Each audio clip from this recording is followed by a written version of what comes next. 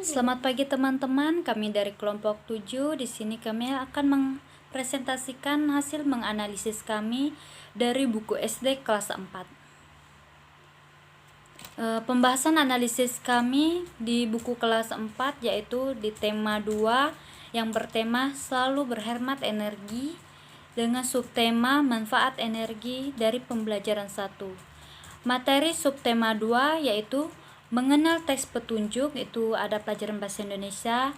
Bentuk perubahan energi itu dari pelajaran IPA, dan sumber daya alam tumbuhan itu dari IPS. Pembahasan yang pertama yaitu mengenal teks petunjuk dari bahasa Indonesia, itu diambil dari KD 3.4, membandingkan teks petunjuk penggunaan dua alat yang sama dan berbeda.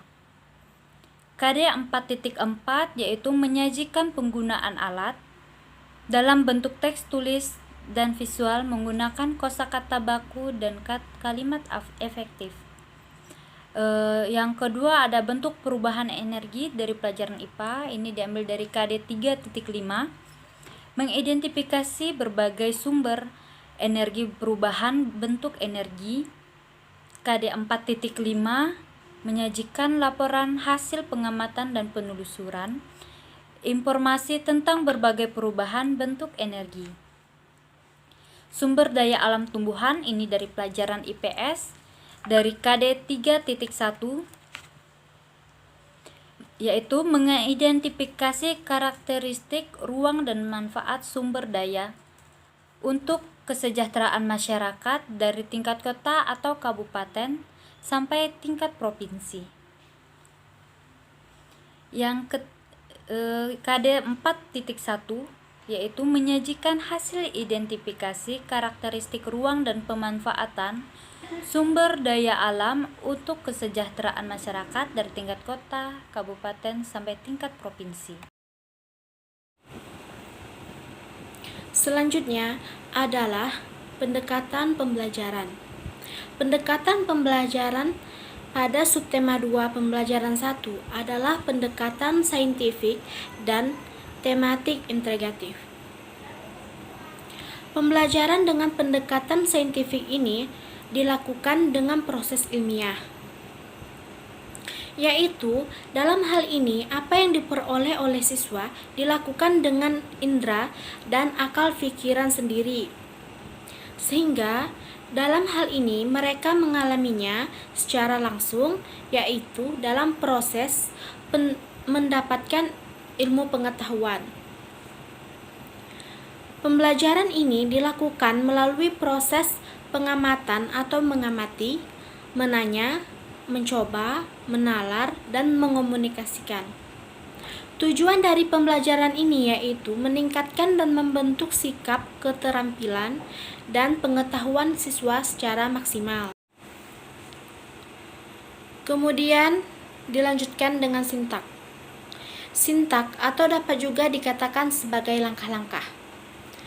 Dan sintak dalam pembelajaran ini yaitu terdiri dari mengamati, menanya, mengumpulkan informasi baru, menalar atau mengasosiasikan, dan mengomunikasikan. Yang pertama, mengamati. Mengamati yaitu mengamati manfaat dari energi dan juga menyimak penjelasan guru tentang teks petunjuk, bentuk perubahan, dan sumber daya alam pertumbuhan. Yang kedua, menanya. Menanya tentang teks petunjuk bentuk perubahan energi dan sumber daya alam tumbuhan. Yang ketiga, mengumpulkan informasi baru. Mencari informasi tentang teks petunjuk bentuk perubahan energi dan sumber daya alam tumbuhan. Yang keempat, yaitu menalar atau mengasosiasikan, adalah menganalisis masalah yang berkaitan dengan mengenal tentang teks petunjuk bentuk perubahan energi dan sumber daya alam tumbuhan.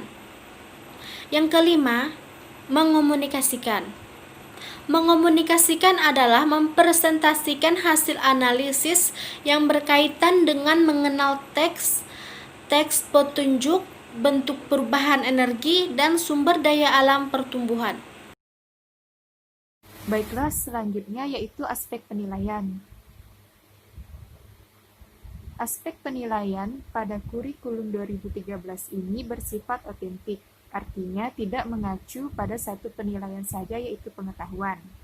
Namun, pada kurikulum 2013 ini mengacu 3 aspek, yaitu aspek penilaian pada pengetahuan, sikap, serta keterampilan.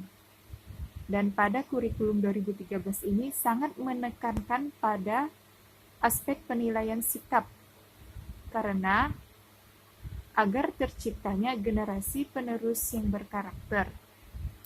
Dan pada subtema 2 yaitu manfaat energi, kami menganalisis penilaian pada sikap yaitu disiplin, kreatif, peduli lingkungan, serta tanggung jawab.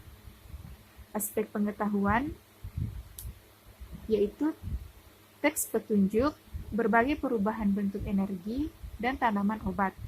Serta penilaian pada keterampilannya yaitu menganalisis dan menyimpulkan, mengomunikasikan hasil, menulis, serta memecahkan masalah. Dan berikut adalah tabel kriteria penilaian pada kurikulum 2013, yaitu ada 4 kriteria: sangat baik, baik, cukup, dan butuh pendamping. Sangat baik dengan skor 4, baik dengan skor 3, cukup dengan skor 2, serta butuh pendamping dengan skor 1. Dan dapat dilihat dari tabel, maksud sangat baik ini dengan skor 4 yaitu sudah tepat dalam menjelaskan materi. Kalau kriteria baik, yaitu sebagian besar sudah dapat menjelaskan. Sedangkan cukup, yaitu cukup antusias dalam menjelaskan materi pembelajaran, serta siswa yang butuh pendamping dengan skor 1 ini belum mampu menjelaskan. Selanjutnya, terdapat aspek SKL dalam pembelajaran kurikulum 2013. SKL atau Standar Kompetensi Lulusan ini merupakan suatu ukuran kompetensi yang harus dimiliki oleh peserta didik dalam proses belajar mengajar.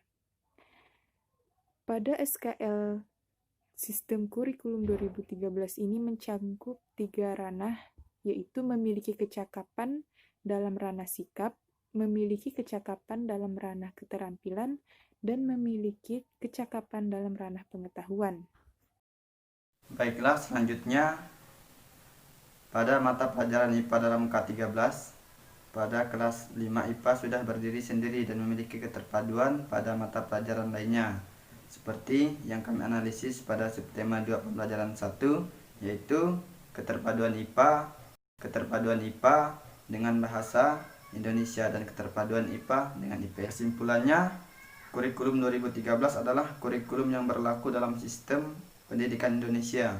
Kurikulum ini merupakan kurikulum tetap diterapkan oleh pemerintah untuk menggantikan kurikulum 26.